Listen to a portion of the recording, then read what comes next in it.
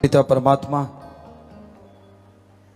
ओम हरि अल्लाह Waheguru God खुदा रब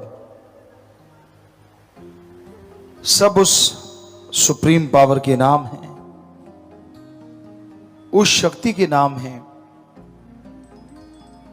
जिससे पूरी सृष्टि को, खंडों ब्रह्मांडों को, देव महादेव को शक्ति मिलती है।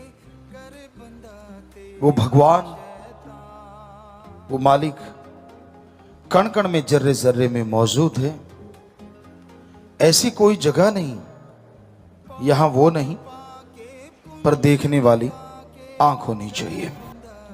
सो अखियां बेअन जिन डसींदो मां पीरी, वो आंखें और हैं जिनसे परमपिता परमात्मा नजर आता है।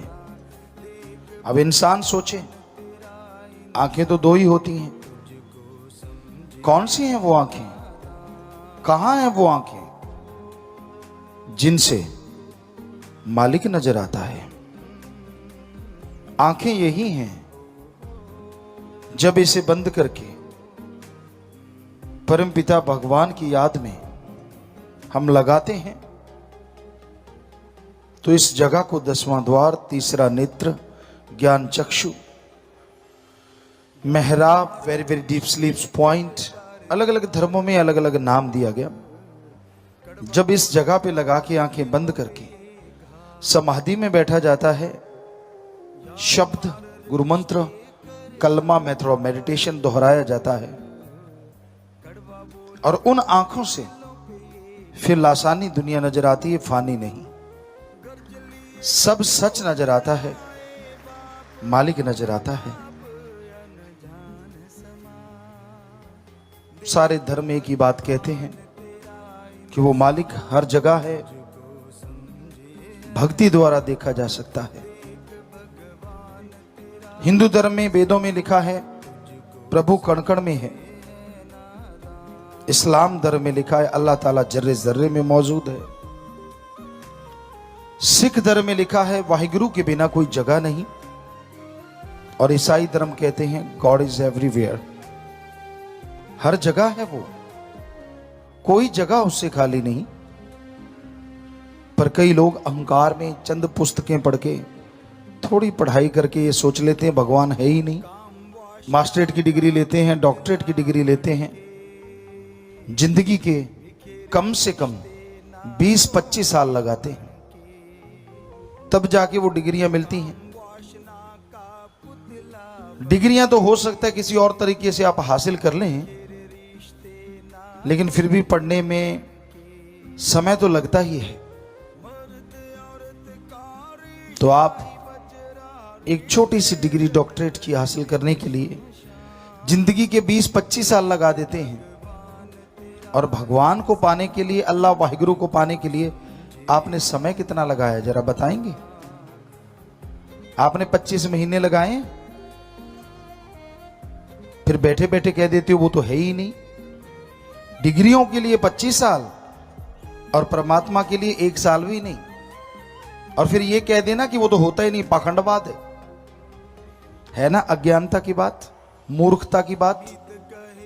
बीज बोया ही नहीं, फसल आएगी कैसे आएगी भाई? बीज तो बोना पड़ता है। पढ़ाई की नहीं, डिग्रियां मिलेंगी कैसे मिलेंगी? पढ़ना तो जरूरी है। रिजल्ट तो तभी आएगा ना जब पढ़ के पेपर आप देंगे। तो हर कार्य में ठीक है सब कुछ, लेकिन भगवान परमात्मा की तरफ इंसान बड़ा अजीबोगरीब है, कुछ नहीं किया होता। धर्म की एबीसीडी पता नहीं होती, पाखंडवाद में डूबे रहते हैं। पाखंडी किसे कहा जाता है? बहुत तरह का पाखंडवाद फैला हुआ है। ओम हरि अल्लाह वाहिगुरु के नाम पे पैसा लेना पाखंडवाद है। हमारे धर्मों में कहीं नहीं लिखा कि वो लेता है। हिंदू धर्म में हमने पढ़ा अच्छा पानी, अच्छी हवा, अच्छी तंदुरुस्ती, अच्छी संतान मांगना है तो भगवान से भगवान को मांगो। इस्लाम धर्म में लिखा है अल्लाह ताला रहमो करम का दाता है, कायदे से मांगोगे तो इतना रहमो करम बरसाएगा, दामन छोटे पड़ जाएंगे, अब मूसलाधार रहमो करम बरसता चला जाएगा।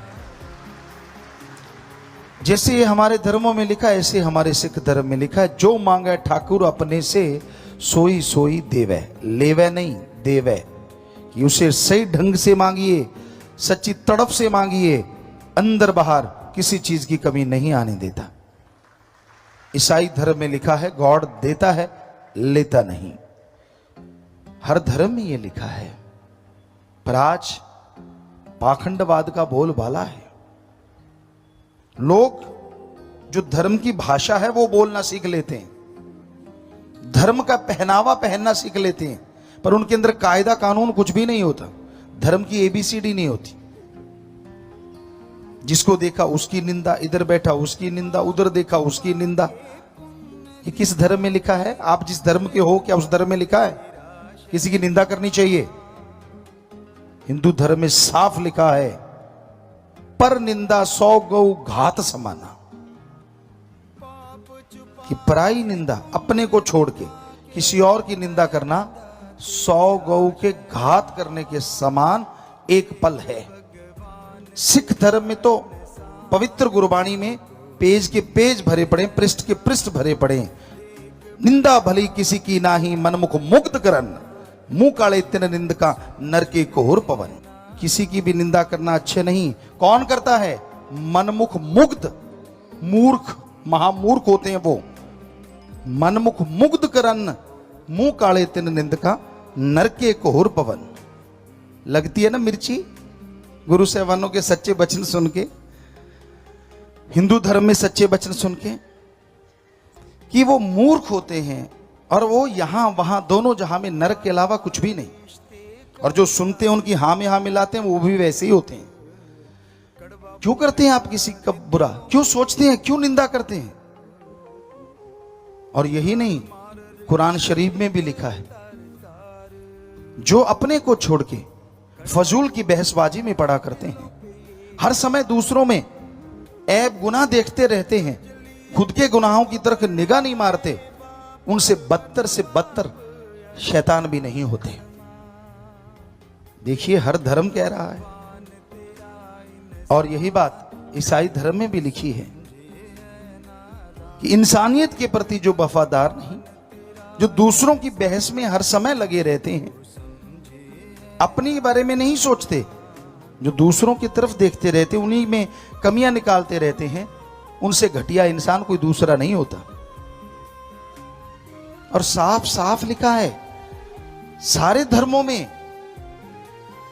कई लोग कहते हैं हम तो धर्म को मानते नहीं, फिर उसका नकाब क्यों पहनते हो, उसका पहनावा क्यों पहनते हो? अगर पहनावा पहनते हो तो धर्म को माना भी करो, धर्म को बदनाम मत करो उसका पहनावा पहन पहन के। धर्म का पहनावा पहनते हो, आपके साथ जिम्मेवारी जुड़ जाती है कि आप उन गुरु पीर पैगंबर ऋषि मुनियों की औलाद हैं, जिन्होंने वो पवित्र वाणी लिखी, पवित्र वचन लिखे। लानत ऐसे लोगों पे और लानत ऐसे जन्म देने वालों पे जो ऐसे लोगों को पैदा करते हैं, जिनका धर्म एक माहौल है, मजाक है। कमियां उनमें होती हैं, लोग धर्मों को बुरा कहते हैं। कोई धर्म बुरा नहीं, हम गारंटी देते हैं। हम एक शेर कहा करते हैं, ना हिंदू बुरा है, ना ही सिख ईसाई मुसलमान बुरा है। ना हिंदू बुरा है, ना ही सिख ईसाई मुसलमान बुरा है, बुराई पे उतराए वो इंसान बुरा है। धर्म बुरे नहीं होते, जो बुरे कर्म करने लग जाते हैं, जिनकी सोच घटिया होती, जो गंदगी के कीड़े होते हैं, उनका कोई धर्म नहीं होता, कोई मजहब नहीं होता, बल्कि दिखावा कर करके धर्मों का वो बदनाम करते हैं धर्मों को। ऐसे लोग गलत हो सकते हैं, धर्म गलत नहीं होता, मजहब गलत नहीं होता। धर्म तो सही है, 100% सही है। हमने देखा है नौजवानों को बैठे बैठे अपनी माँ की, अपने बाप की निंदा करने, अपने भाई की, बहन की निंदा करते हैं। क्यों भाई? और आगे ऐसे बेकार दोस्त होते हैं, हाँ में हाँ मिलाते हैं। हाँ अच्छा, हाँ यार तेरे साथ बुरा किया, ओ यार तेरे साथ ऐसा किया। लानत ऐसी दोस्ती पे। दोस्त को क्या कहना चाहिए? अरे यार, जिस माँ बाप की निंदा कर रहा है तू भी उसी का खून है, आज उनकी निंदा कर रहा है, कल को लोग ये कहेंगे खून तो उन्हीं का है, तू कहां से अच्छा होगा। लेकिन ना जी, दोस्त चटकारू होते हैं, खाने पीने का मसला मिलना चाहिए, दोस्ती से क्या लेना देना, उनको तो इसी से मसला हल होना चाहिए। तो आज के जमाने में, आज के दौर में इंसानियत रस्ताल में जा रही, मानवता रस्ताल में जा रही। ईश्वर की याद में नाचना गाना कोई गुनाह नहीं।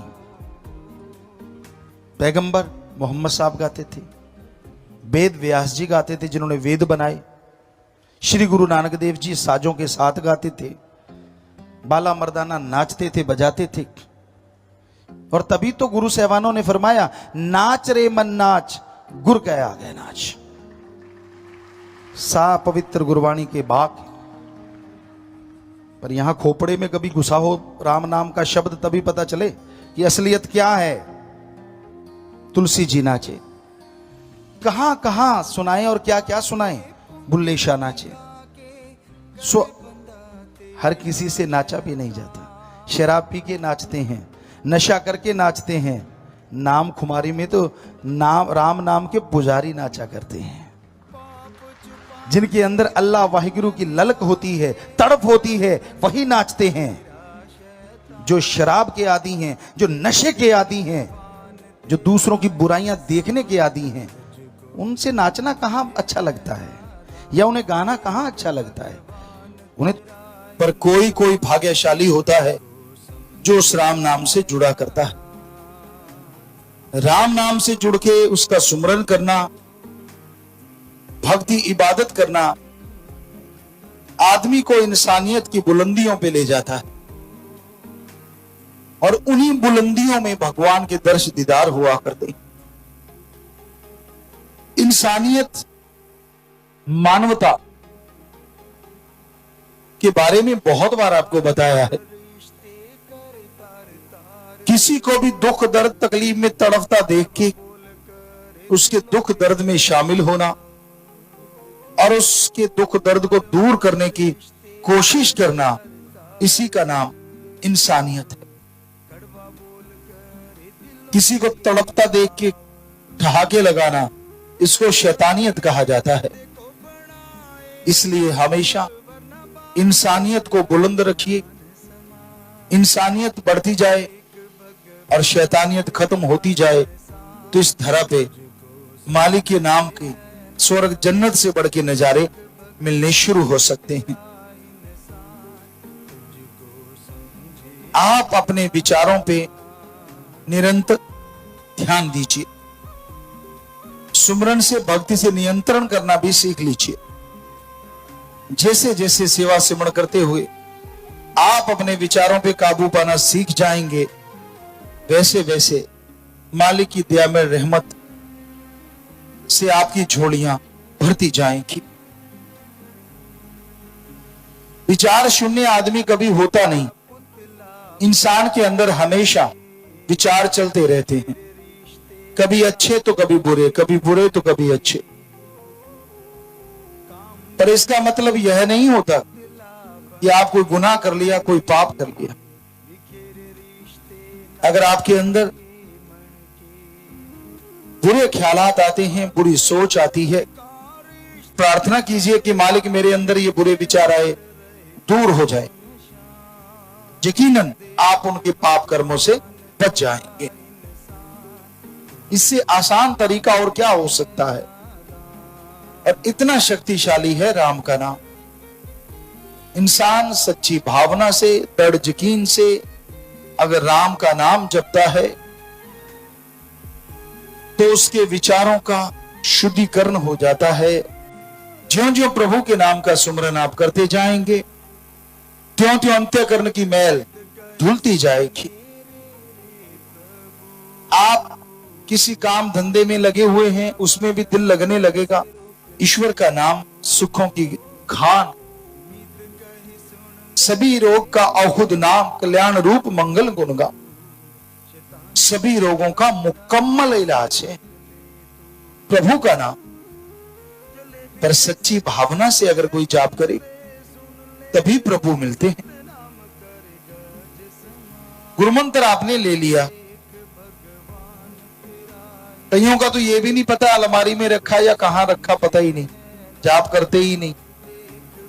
कभी कभार याद आता है तो याद कर लेते हैं, गाड़ी पे चले, गाड़ी ने थोड़ा सा यूं किया तो राम नाम ऑटोमेटिकली शुरू हो जाता है।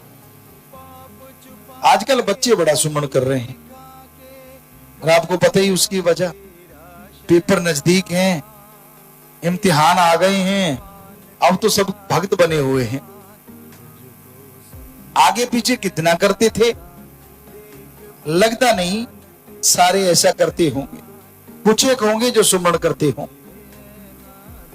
तो ये सभी के साथ है, जब जरूरत पड़ती है ना तब भगवान अच्छा लगता है, और जब जरूरत नहीं होती कोई उसका नाम लेना पसंद नहीं करता। क्योंकि अगर आप मतलब परस्त हो जाएंगे, जब जरूरत है तभी सुमरण करना